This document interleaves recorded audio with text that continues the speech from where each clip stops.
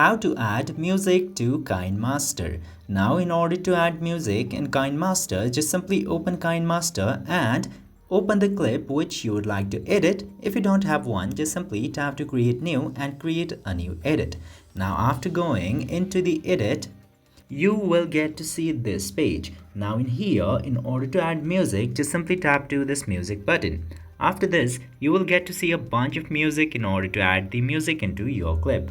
For example, I have this city gray music right here. Just simply tap to that and then you will get this plus icon in order to add music to your clip. Just simply tap to plus and it will be added to your clip like this.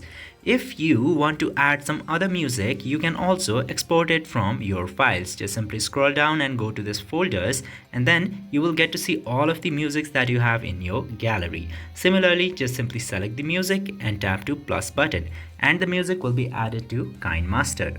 I hope this video was helpful. If yes, don't forget to hit that subscribe button.